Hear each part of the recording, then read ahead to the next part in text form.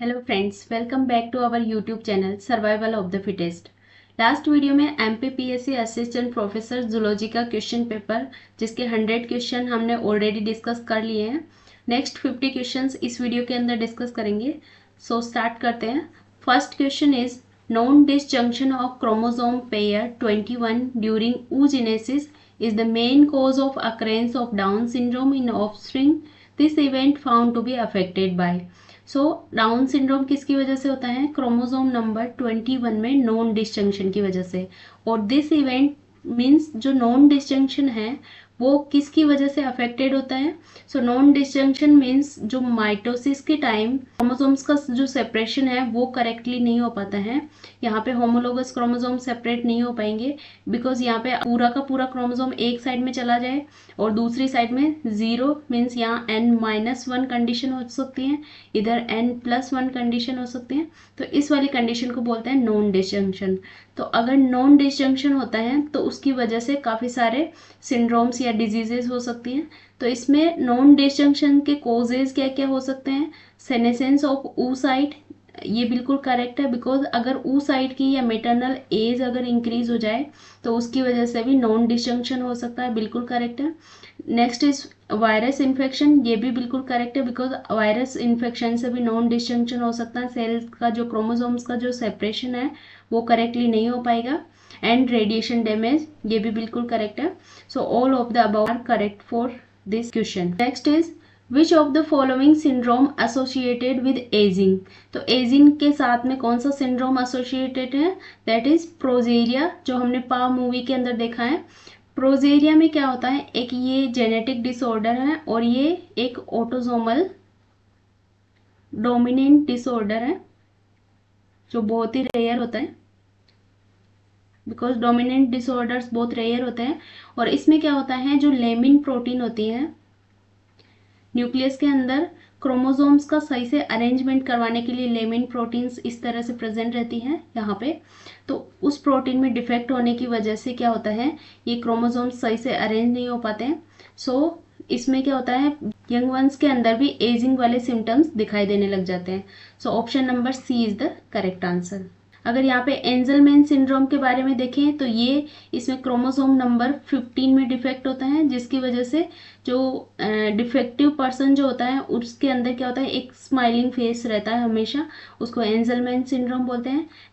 Next is in which placenta the chorion of the fetus comes direct contact with endometrium of uterine cavity।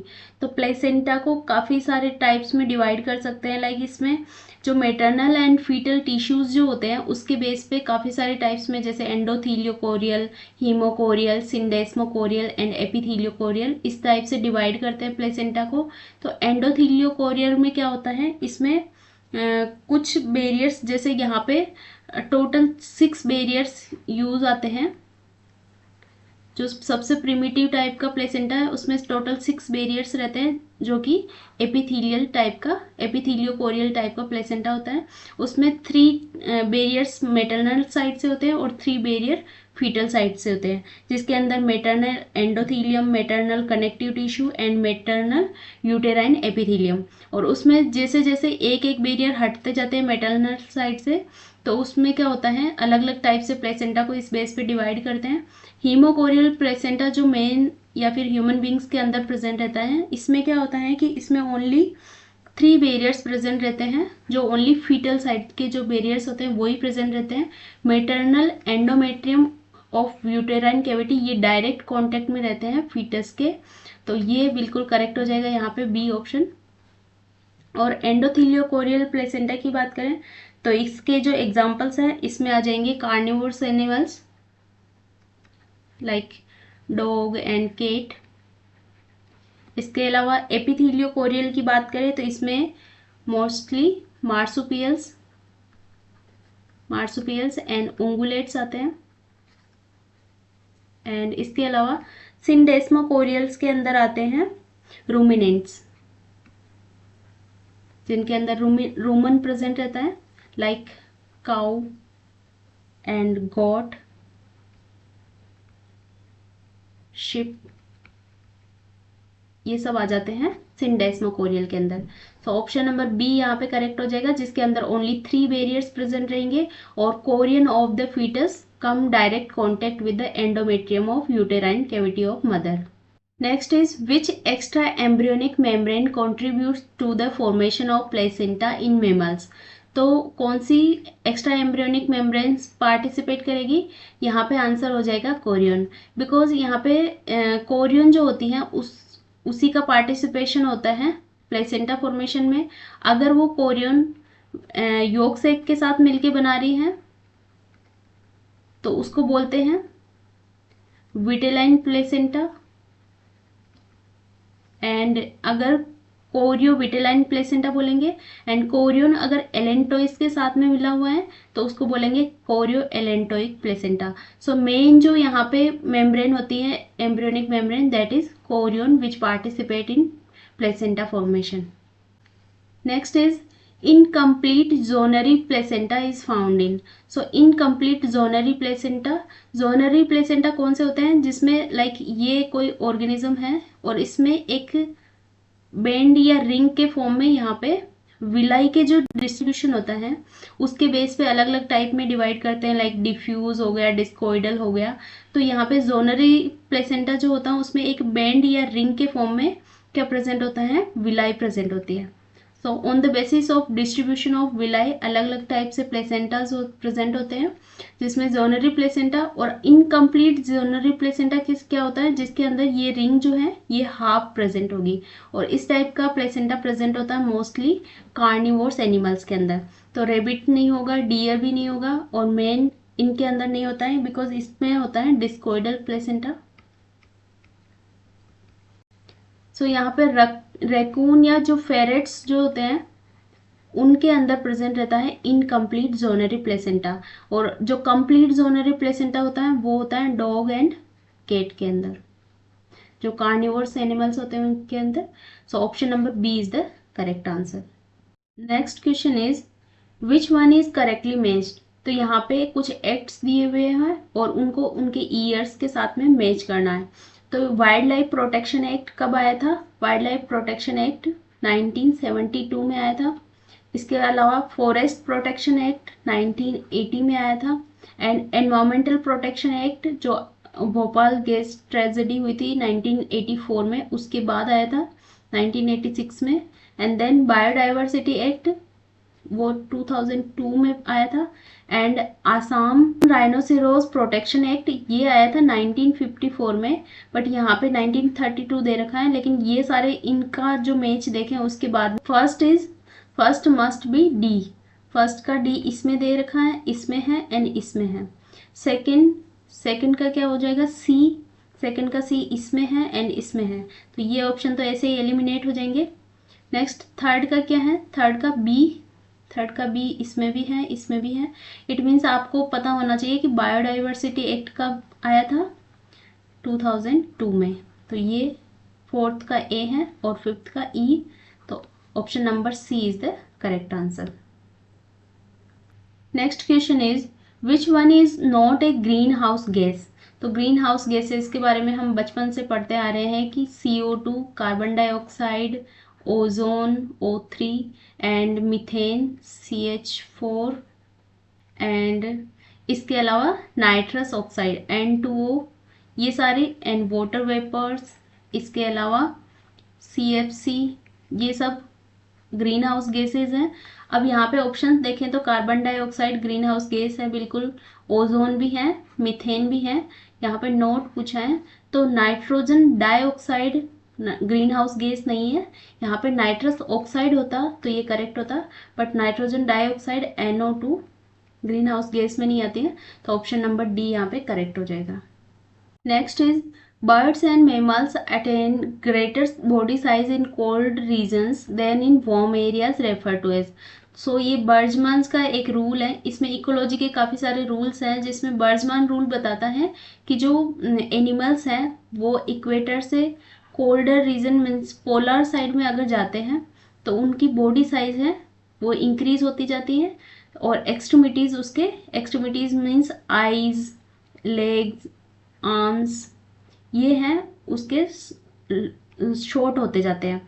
तो यहाँ पे अगर देखा जाए तो बॉडी साइज अगर इंक्रीज हो रही है तो इसको बोलते हैं बर्जमान्स रूल, जिसमें surface area to volume ratio यहाँ पे कम होता जाता है और बॉडी का साइज जो है वो इंक्रीज होता है जैसे जैसे पोलर साइड में जाते हैं।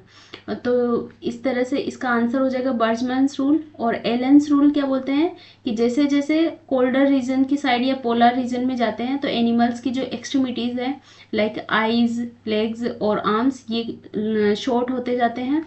और इसके अलावा जॉर्डन्स लॉ वर्टिब्री के लिए है। फिश की जो वर्टिब्रीज होती हैं उनका नंबर इंक्रीज होता जाता है अगर वाटर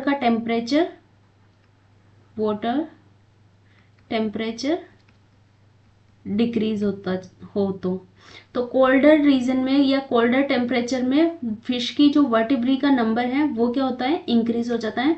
वो बताता है Jordan's rule. So option number B यहाँ पे करेक्ट हो जाएगा। नेक्स्ट इज, यहाँ पे भी करेक्टली अपने को मैच करना है इन सबको। तो name of tiger reserve and कौन से स्टेट में प्रेजेंट है। तो मनास टाइगर रिजर्व कहाँ पे है, आसाम में है। फर्स्ट मस्ट बी ई, तो फर्स्ट में ई, इसमें भी है, इसमें भी है, इसमें भी है, तो सी ऑप्शन नहीं हो सकता। एंड बांदीपुर टाइगर रिजर्व ये कर्नाटका में है, बांदीपुर टाइगर रिजर्व, तो 2 का सी हो जाएगा। 2 का सी इसमें है एंड इसमें है, तो ये 1 वाला भी नहीं होगा। Next is Dudhwa tiger reserve. Dudhwa tiger reserve है उत्तर प्रदेश के अंदर, तो थर्ड का क्या हो जाएगा, डी। थर्ड डी इसी में प्रेजेंट है, तो ऑप्शन नंबर बी यहाँ पे करेक्ट हो जाएगा। अगर राजाजी टाइगर रिजर्व के बारे में देखें तो ये उत्तराखंड में है एंड सरिस्का टाइगर रिजर्व हमारे राजस्थान में है, अलवर के अंदर। तो ऑप्शन 5th का क्या हो जाएगा, बी। तो ऑप्शन नंबर बी यहाँ पे करेक्ट हो जाएगा। Next is the concept of biosphere reserve was evolved by. तो biosphere reserve concept evolved by UNESCO. Option number D correct हो जाएगा यहाँ पे। Next is a major protein is needed for coagulation of blood. Blood coagulation के लिए सबसे जो major protein होती है दैट इज फाइब्रिनोजन प्रोटीन। यहाँ पे ग्लोबुलिन प्रोटीन इम्यूनोग्लोबुलिन होती है, इम्यून सिस्टम में यूज आती है। एल्बुलिन प्रोटीन ये सीरम एल्ब्यूमिन प्रोटीन है। एंड किरेटिन प्रोटीन जो हेयर्स एंड स्किन के अंदर प्रेजेंट रहती है। सो ब्लड कोएगुलेशन में जो पार्टिसिपेट करते हैं that is fibrinogen protein.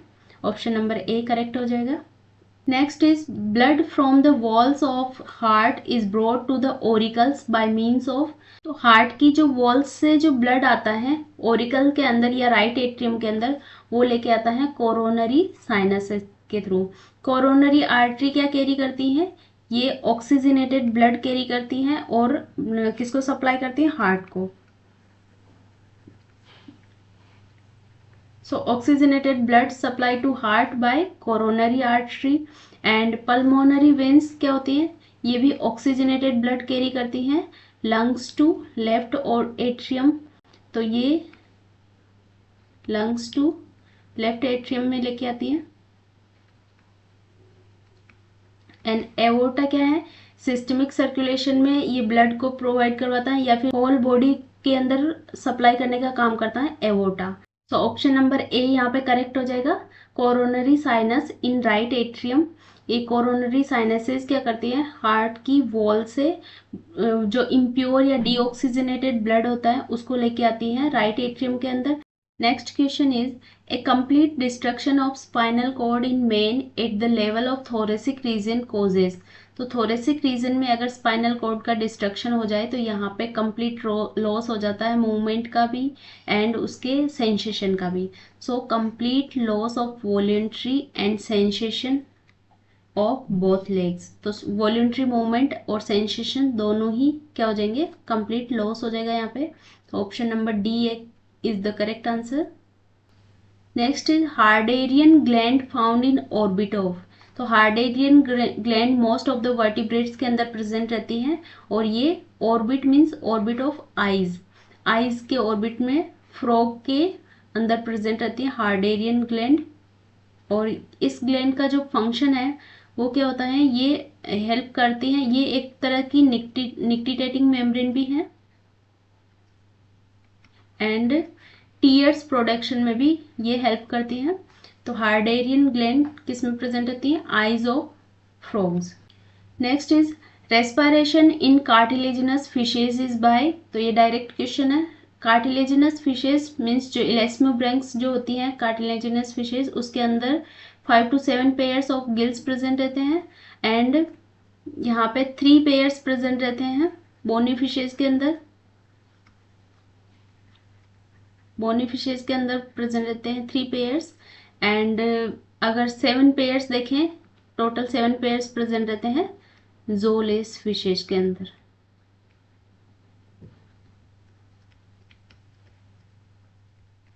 So option number D यहाँ पे करेक्ट हो जाएगा। Next question is which of the following lipids are exclusively found in outer leaflet of lipid bilayer of plasma membrane. तो plasma membrane के outer leaflet में जो present होती हैं दैट इज ग्लाइकोलिपिड्स। मीन्स जो ओलिगोसेकेराइड्स या जो कार्बोहाइड्रेट्स हैं वो मोस्टली जो बाइलेयर्स होती हैं उसके आउटर लेयर में प्रेजेंट रहते हैं। तो इस तरह से ये एक लिपिड बाइलेयर है और यहाँ पे ग्लाइकोलिपिड्स हैं वो आउटर साइड में प्रेजेंट रहेगी और ये सेल मेम्ब्रेन की इंटीग्रिटी को मेंटेन करती हैं। इसके अलावा सेल कम्युनिकेशन में भी पार्टिसिपेट करते हैं। तो ग्लाइकोलिपिड ये इसका क्या हो जाएगा? यहाँ पे दिया हुआ है एक्सक्लूसिवली, तो एक्सक्लूसिवली ओनली ग्लाइकोलिपिड्स ही हैं जो आउटर साइड में प्रेजेंट रहती हैं। ऑप्शन नंबर सी करेक्ट हो जाएगा। Next is nicotinic acetylcholine receptors are a type of. तो एसिटाइल कोलिन रिसेप्टर 2 टाइप के होते हैं। इसमें एक होता है निकोटिनिक रिसेप्टर, एक होता है मस्क्यूरिनिक रिसेप्टर। तो निकोटिनिक रिसेप्टर जो है वो होता है लिगेंड गेटेड आयन चैनल और वो परमेएबल होता है सोडियम एंड पोटेशियम के लिए। तो ऑप्शन नंबर सी करेक्ट हो जाएगा। और मस्क्यूरिनिक लिगेंड की मस्क्यूरिनिक रिसेप्टर की बात करें तो वो होता है वोल्टेज गेटेड आयन चैनल। तो अगर आपको ligand gated channel ion channels क्या होते हैं, वोल्टेज गेटेड आयन चैनल्स क्या होते हैं, इसके बारे में भी अगर जानना है, पढ़ना है, तो आप इसके रिलेटेड में एक वीडियो यहाँ पे आई बटन पे मेंशन कर दूंगी। तो यहाँ पे आप देख सकते हैं कि क्या होता है लिगेंड गेटेड आयन चैनल्स कौन कौन से होते हैं, वोल्टेज गेटेड आयन चैनल्स कौन कौन से होते हैं। तो ऑप्शन नंबर सी यहाँ पे करेक्ट हो जाएगा। Next is classical nuclear localization signals mainly consist of. So NLS के बारे में हमें पता है क्योंकि यहाँ पे जो साइटोसोल के अंदर कुछ प्रोटीन्स प्रेजेंट होती हैं और उसको ट्रांसफर किया जाता है न्यूक्लियस के अंदर। तो उन प्रोटीन के ऊपर कुछ स्पेसिफिक सिग्नल्स होते हैं तो उसको बोलते हैं, अगर वो न्यूक्लियस में जानी है तो उस पर होगा एनएलएस या न्यूक्लियर लोकलाइजेशन सिग्नल। और न्यूक्लियस के अंदर बिकॉज यहाँ पे डीएनए है और डीएनए नेगेटिवली चार्ज है तो यहाँ पे जितनी भी जो प्रोटीन्स जाएगी वो कौन सी होगी? Positively charge. मीन्स यहाँ पे बेसिक अमाइनो एसिड होंगे, lysine and arginine rich amino acid होंगे। मीन्स यहाँ पे जो मोस्टली प्रोटीन्स होगी वो ट्रांसपोर्ट की जाएगी histone protein. So option number B यहाँ पे करेक्ट हो जाएगा। Next is lysosomal storage diseases. तो लाइसोसोमल स्टोरेज डिजीज के काफ़ी सारे एग्जांपल्स हैं। ये एक मेटाबॉलिक डिसऑर्डर है जिसमें Gaucher disease, Tay Sachs disease, Pompe disease and इस तरह से काफ़ी सारी डिजीजेज आती हैं। गाउचर डिजीज में क्या होता है, एक एंजाइम होता है ग्लूकोसेरिब्रोसाइडेज एंजाइम, ग्लूकोसेरिब्रोसाइडेज एंजाइम या फिर इसको अल्फा ग्लूकोसेरिब्रोसाइडेज ए एंजाइम जो होता है उसकी डेफिशिएंसी हो जाती है जिसकी वजह से होता है Gaucher disease. And cystic fibrosis के बारे में हमें पता है ये एक रेसेसिव डिजीज है।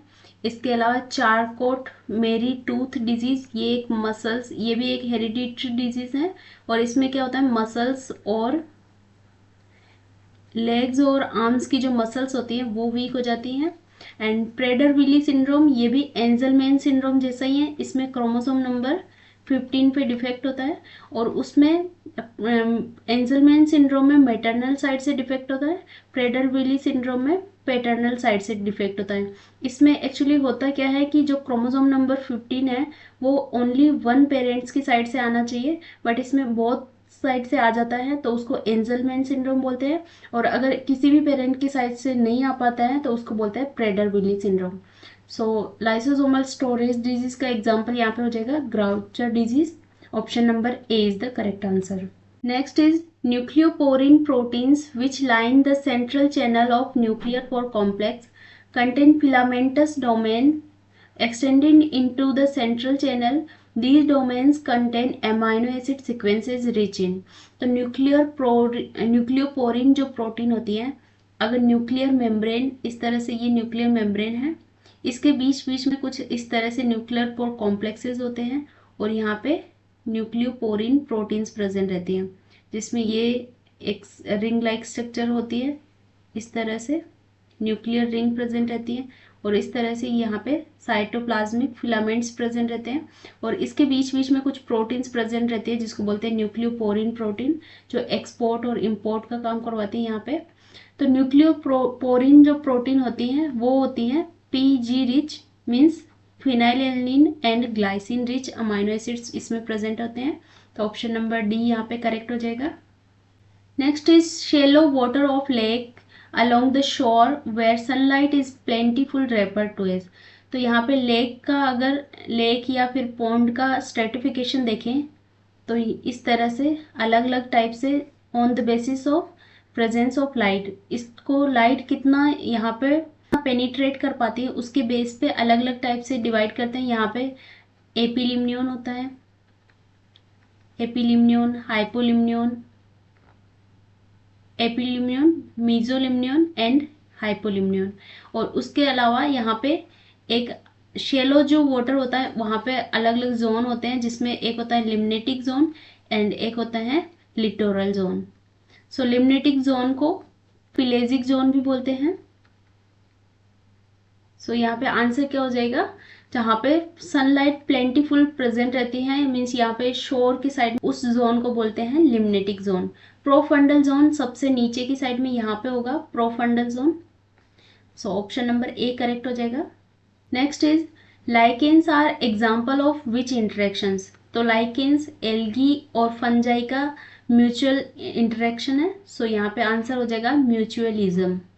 ऑप्शन नंबर ए करेक्ट हो जाएगा। Next is India has been divided into how many biogeographic zones. तो इंडिया को 10 बायोजियोग्राफिकल जोन्स के अंदर डिवाइड किया है, किसके थ्रू, महेंद्रा ने इसको डिवाइड किया था 10 बायोजियोग्राफिक रीजन्स या जोन्स के अंदर। ऑप्शन नंबर सी करेक्ट हो जाएगा। Next is island biogeography models explains. तो आइलैंड बायोजियोग्राफी मॉडल जो है वो मेक, ऑर्थर एंड विल्सन ने दिया था। इसके अकॉर्डिंग अगर आइलैंड कहीं पे प्रेजेंट है तो आइलैंड के जो पॉपुलेशन है वो किस तरह से अफेक्ट हो सकती है। अगर पे कोई माइग्रेशन करता है, माइग्रेशन में इमिग्रेशन या फिर एमिग्रेशन। इमिग्रेशन मीन्स माइग्रेट होकर कोई ऑर्गेनिज्म यहाँ आ रहा है और एमिग्रेशन मीन्स वहाँ से जा रहा है, या फिर यहाँ पे एक्सटिंक्शन हुआ है तो उसके बेस पे भी। और इसके अलावा उस जो आइलैंड है उसकी साइज कितनी है और नियरिंग जो आइलैंड है उनके दोनों के बीच में डिस्टेंस कितना है, वो उसके इवोल्यूशनरी प्रोसेस को किस तरह से अफेक्ट करते हैं। ये आइलैंड बायोजियोग्राफी वाले मॉडल में एक्सप्लेन किया था किसने, मेक, ऑर्थर एंड विल्सन ने। तो ये काफ़ी अच्छा मॉडल है, इससे रिलेटेड CSI नेट में भी क्वेश्चंस काफ़ी पूछे जाते हैं। तो आइलैंड बायोजियोग्राफी मॉडल के अंदर ये दोनों ही आ जाएंगे, इमिग्रेशन एंड एक्सटिंक्शन इवेंट भी आ जाएंगे, size and distance of island and evolutionary process. So both A and B are correct. Next is who gave the concept of mega diversity centres. सो mega diversity centres का जो concept है वो दिया था मिटरमियर एंड वॉर्नर ने। अगर यहाँ पे नॉर्मन मेयर की बात करें तो इन्होंने दिया था बायोडाइवर्सिटी हॉटस्पॉट्स।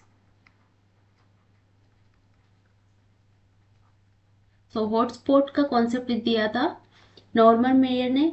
अगर हार्पर की बात करें तो ये एक प्लांट इकोलॉजिस्ट थे एंड ये विल्सन वही विल्सन है जिसके बारे में अभी हमने देखा था, मेक, ऑर्थर एंड विल्सन, जिन्होंने आइलैंड बायोजियोग्राफिकल मॉडल्स दिए थे। तो ऑप्शन नंबर यहाँ पे करेक्ट हो जाएगा, option number C. Mittermeier and Warner ने दिया था मेगा डाइवर्सिटी सेंटर्स।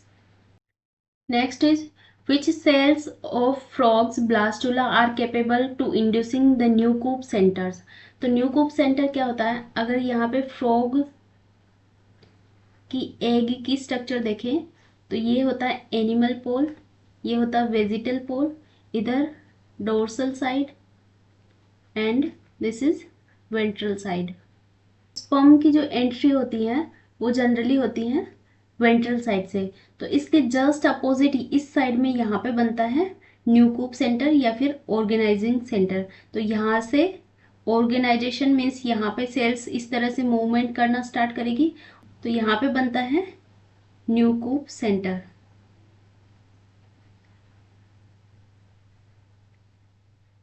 इसी को ऑर्गेनाइजेशन रीजन्स बोलते हैं, प्राइमरी ऑर्गेनाइजर रीजन।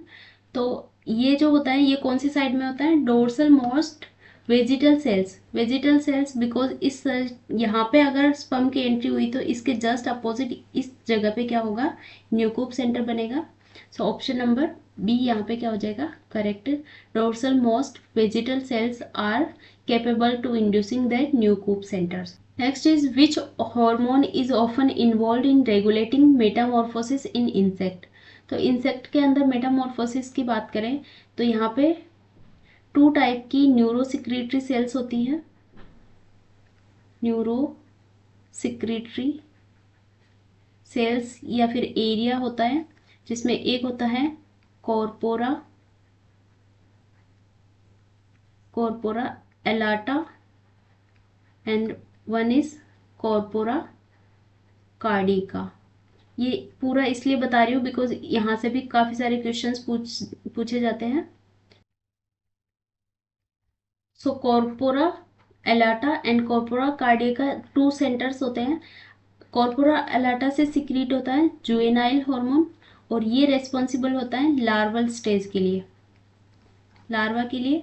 और कॉर्पोरा कार्डिका ये सिक्रीट करता है प्रोथोरिकोट्रोपिक PTTH हार्मोन, प्रोथोरिकोट्रोपिक हार्मोन, और ये इंड्यूस करता है, ये स्टिमुलेट करता है प्रोथोरेसिस ग्लैंड को और वहां से सिक्रीट होता है इग्डाइसोन हार्मोन। और इग्डाइसोन हार्मोन रेस्पॉन्सिबल होता है लार्वा से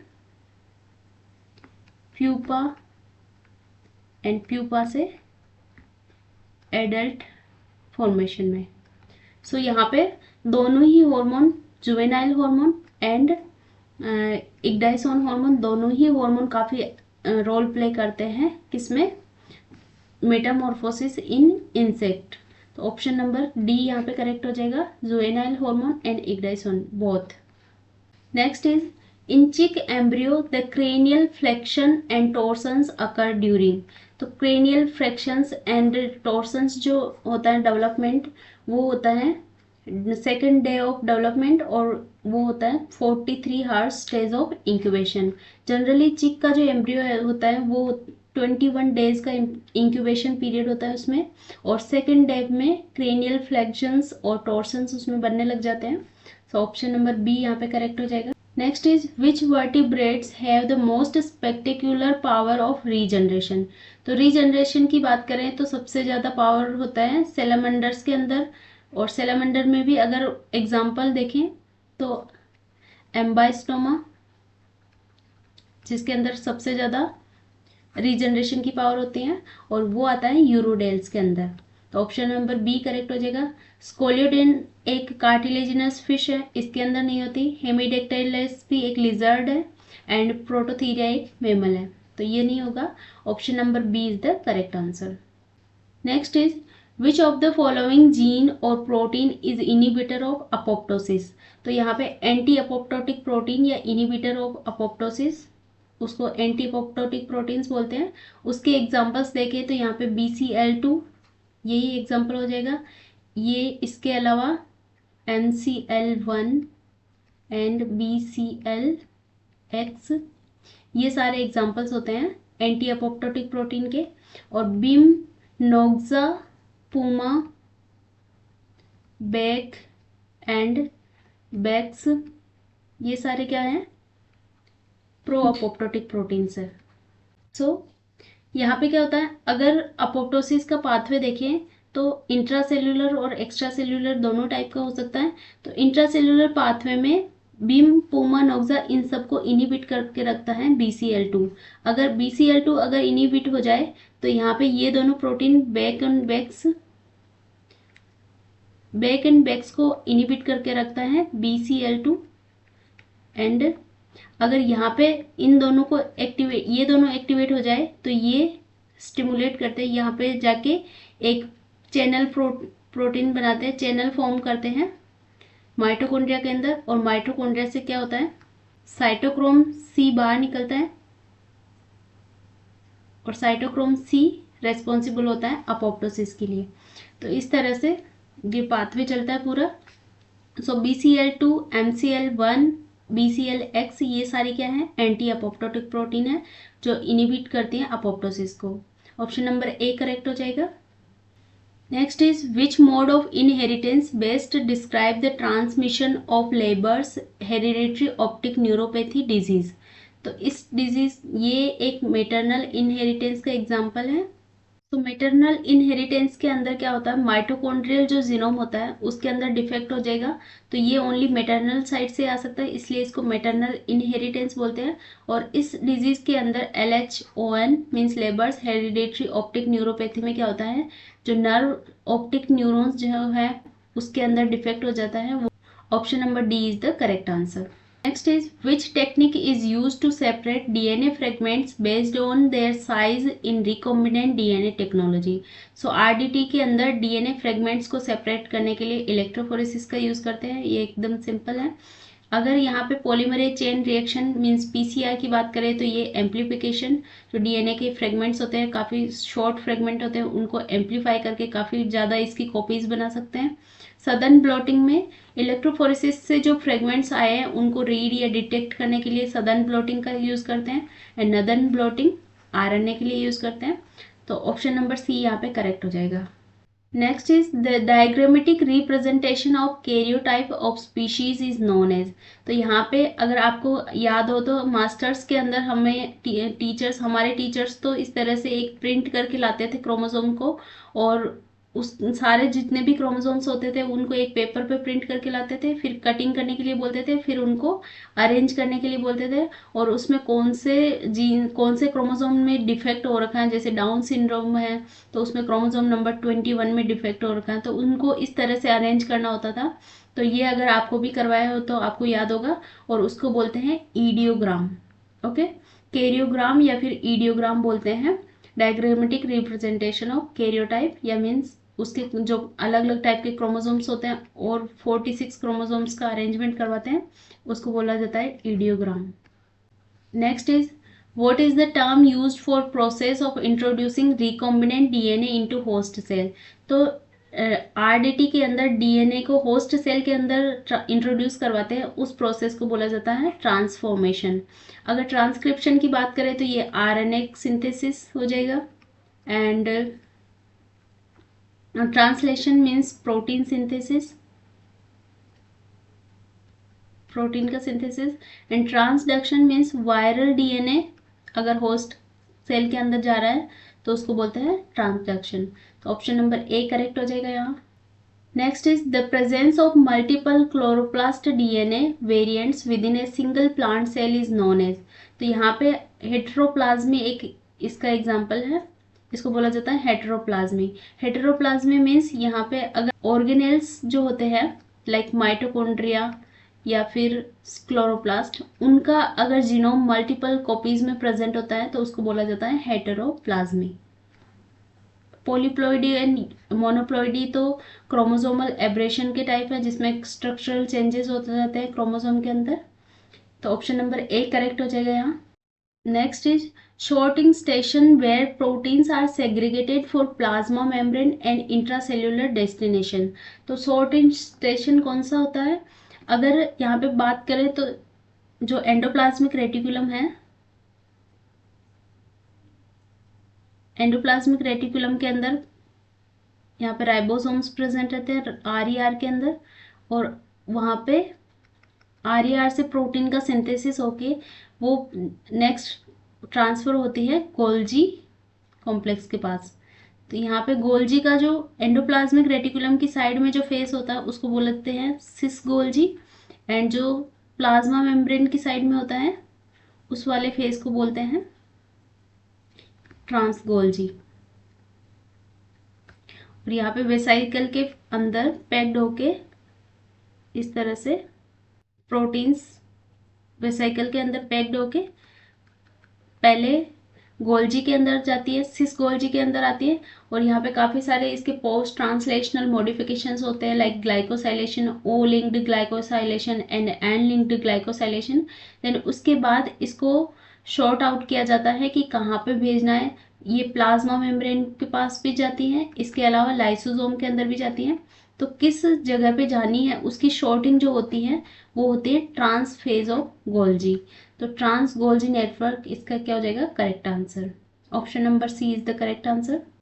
next is proteins belong to type 5 intermediate filament. तो इंटरमीडिएट फिलामेंट के काफ़ी सारे एग्जांपल्स हैं। इसमें टाइप फर्स्ट की बात करें तो किरेटिन, इसमें एसिडिक किरेटिन फर्स्ट हो जाएगा, एंड सेकंड बेसिक किरेटिन। इसके अलावा न्यूक्लियर लेमिन जो है वो टाइप 5 वाला होता है। विमेंटिन टाइप 3 इंटरमीडिएट फिलामेंट है, एंड इंटरमीडिएट न्यूरोफिलामेंट प्रोटीन जो होते हैं वो लाइट, मीडियम और हाई इस तरह से LMH टाइप की वो होते हैं टाइप 4। एंड इसके अलावा एक और होते हैं विमेंटिन एंड डेस्मिन, ये दोनों ही टाइप 3 न्यूरोफिलामेंट प्रोटीन है, सॉरी इंटरमीडिएट फिलामेंट प्रोटीन है। एंड टाइप 6 जो होती हैं दैट इज नेस्टिन, जो नर्व सेल के अंदर प्रेजेंट रहते हैं नेस्टिन प्रोटीन, ये टाइप 6 इंटरमीडिएट फिलामेंट है। और टाइप 5 का एग्जांपल है न्यूक्लियर लेमिन, जिसके अंदर अगर डिफेक्ट हो जाए तो हमने देखा था वो प्रोजेरिया डिजीज हो जाती है, Gilford progeria. Next is ALU sequence are most abundant transposable elements in human genome. They belong to one of the following class of transposable element. So ALU elements होते हैं short interspersed न्यूक्लियर एलिमेंट। इस तरह के ये transposable elements होते हैं जो काफ़ी सारे ह्यूमन बींग्स के अंदर भी प्रेजेंट रहते हैं, इसके अलावा कुछ प्राइमेट्स के अंदर भी प्रेजेंट रहते हैं। सो ऑप्शन नंबर डी यहाँ पे करेक्ट हो जाएगा। Next is chromatin that has been specifically inactivated during certain time of cells life or certain type of differentiated cells. तो इस टाइप के क्रोमेटिन्स को क्या बोलते हैं, दैट इज फैकल्टेटिव हेटेरोक्रोमेटिन, क्योंकि यहाँ पे इनएक्टिवेटेड फॉर्म की बात की है। अगर क्रोमेटिन की बात करें तो यू क्रोमेटिन जो होता है वो कंटिन्यूसली एक्सप्रेस्ड या फिर एक्टिव फॉर्म में होता है, उनको बोला जाता है यू क्रोमेटिन। एंड हेटेरोक्रोमेटिन क्या होते हैं, जो इनएक्टिव फॉर्म में रहते हैं या फिर जो कंडेंस्ड फॉर्म में रहेंगे, जो हिस्टोन प्रोटीन के साथ रैप्ड रहेंगे, वहाँ पे उसका जो रेप्लिकेशन नहीं हो पाएगा, ट्रांसक्रिप्शन नहीं हो पाएगा, तो उस वाली फॉर्म को बोलते हैं हेटेरोक्रोमेटिन फॉर्म। और इसमें हेटेरोक्रोमेटिन भी 2 टाइप का होता है, कॉन्सिक्यूटिव हेटेरोक्रोमेटिन जिसके अंदर सेंट्रोमियर या फिर टेलोमियर वाले रीजन्स आ जाते हैं, जिसमें बहुत रेयरली क्या होता है उसका सिंथेसिस होता है। लेकिन फैकल्टेटिव हेटेरोक्रोमेटिन ये कभी इनएक्टिव और एक्टिव फॉर्म दोनों के अंदर कन्वर्ट होते रहते हैं।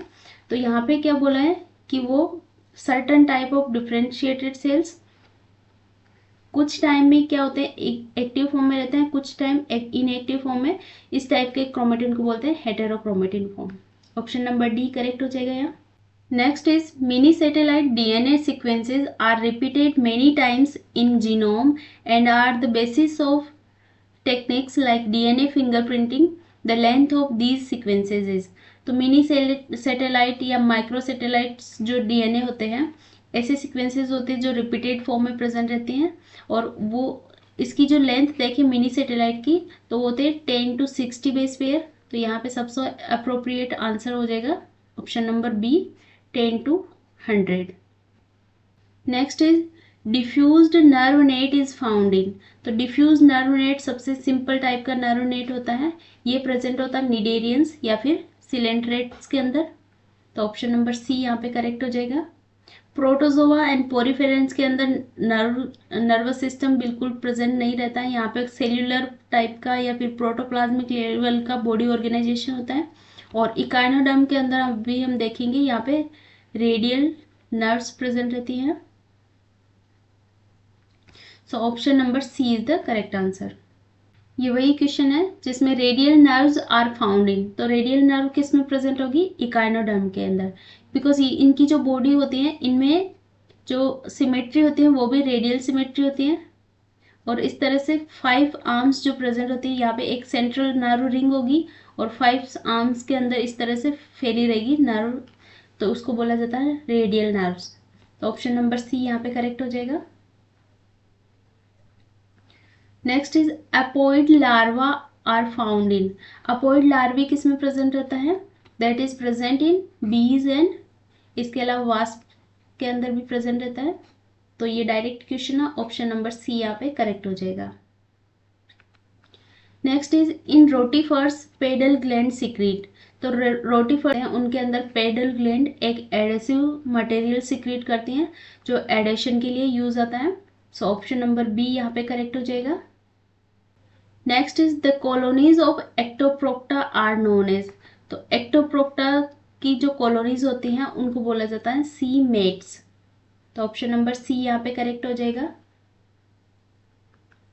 Next is which ion play a crucial role for the release of neurotransmitters from the pre synaptic neuron, तो यहाँ पे प्री साइनेप्टिक न्यूरॉन्स के अंदर न्यूरोट्रांसमीटर्स फिल होके आते हैं और जैसे ही यहाँ पे कैल्शियम की कॉन्सेंट्रेशन इंक्रीज होती है तो ये जो फील्ड वेसिकल्स हैं, न्यूरोट्रांसमीटर फील्ड वेसिकल्स, ये यहाँ पे अपने न्यूरोट्रांसमीटर को इस तरह से बर्स्ट आउट होके रिलीज कर देती है एक्सोसाइटोसिस के थ्रू, और यहाँ पे साइनेप्स के थ्रू दूसरी न्यूरॉन इसको रिसीव करती हैं। तो ऑप्शन नंबर बी यहाँ करेक्ट हो जाएगा। Calcium play an important role for release of neurotransmitter in presynaptic neuron. Next is which of the following neurotransmitter also act as a hormone, तो यहाँ पे इन न्यूरोट्रांसमीटर्स की बात करें तो एपिनेफ्रिन एक ऐसा न्यूरोट्रांसमीटर है जो एक हार्मोन की तरह भी काम करता है। ये एड्रीनलिन ग्लैंड से सिक्रीट होता है और इसमें इसको 3F हार्मोन भी बोला जाता है, फियर फाइट एंड फ्लाइट, इसमें इसके लिए ये वर्क करता है epinephrine hormone. So epinephrine hormone is the neurotransmitter which also act as a hormone. Next question is hemidesmosome comprises integral membrane proteins linked via cytoplasmic adapter protein to keratin base intermediate filament, the principal extracellular matrix adhesion receptor in epithelial hemidesmosome is, तो यहाँ पे integrin का type पूछा है कि कौन सा होता है, तो यहाँ आंसर हो जाएगा option number B integrin alpha 6 beta 4 जो होती है वो यहाँ पे एक्स्ट्रा सेलुलर मैट्रिक्स के साथ एडेशन में हेल्प करती हैं। अगर इसका फर्दर एक्सप्लेनेशन देखें तो ये कूपर से लिया हुआ क्वेश्चन है। कूपर के अंदर यहाँ पे क्लियरली मेंशन्ड है कि जो hemidesmosome alpha 6 and beta 4 integrins link the basal lamina layer of extracellular matrix to the intermediate filament via plectin and BP230, तो ये ऑप्शन नंबर यहाँ पे बी करेक्ट हो जाएगा। Alpha 6 and beta 4 is the correct answer. Next is the name of the structure of gap junctions that allow the small molecules to pass directly between the cytosol of adjacent cells, तो animal cell के अंदर कुछ gap junctions present रहते हैं जिसके अंदर कुछ ये अलग अलग टाइप की इस तरह से स्ट्रक्चर प्रेजेंट रहती है जिसको बोलते हैं कनेक्सोन्स या फिर कनेक्सिन्स।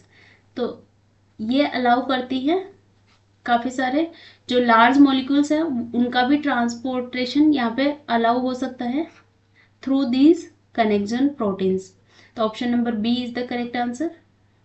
Next is which cell cycle check point is most crucial in preventing cancer progression, तो कैंसर प्रोग्रेशन में को प्रिवेंट करने के लिए जो चेक पॉइंट होता है that is G1S check point, because यहाँ पे अगर चेक पॉइंट्स की बात करें तो G1S चेक पॉइंट जो DNA रेप्लिकेशन है G1 एंड S इसके बीच में एक चेक पॉइंट प्रेजेंट रहता है। तो डीएनए का जो रिप्लिकेशन होता है उसमें एंटर होने से पहले ही सेल को चेक कर लिया जाता है कि वहाँ पे कुछ डिफेक्ट तो नहीं है। अगर वहाँ पे डिफेक्ट होता है तो डीएनए रिपेयर सिस्टम वर्क करने लग जाते हैं, और अगर फर्दर वो डीएनए रिपेयर सिस्टम से भी वो अगर डिफेक्ट ठीक नहीं होता है तो उसको उस सेल को अपोप्टोसिस के थ्रू किल कर दिया जाता है। तो यहाँ पे G1S चेक पॉइंट जो होता है काफ़ी क्रूशियल रोल प्ले करते हैं कैंसर प्रोग्रेशन के अंदर। तो ये सारे 150 क्वेश्चंस कंप्लीट हो जाते हैं आज। तो आई होप ये सारे क्वेश्चंस आपको अच्छे से समझ में आए होंगे। पर अगर आपको इनसे रिलेटेड किसी भी क्वेश्चन में कोई भी डाउट है तो आप कमेंट सेक्शन में पूछ सकते हैं। इसके अलावा इन 150 क्वेश्चंस में से आपने कितने करेक्ट किए हैं, कितने क्वेश्चंस, वो भी आप कमेंट सेक्शन में बता सकते हैं। और अगर आपको वीडियो पसंद आए तो लाइक ज़रूर करें और अपने फ्रेंड्स के साथ भी शेयर करें। Thank you so much for watching. Thank you.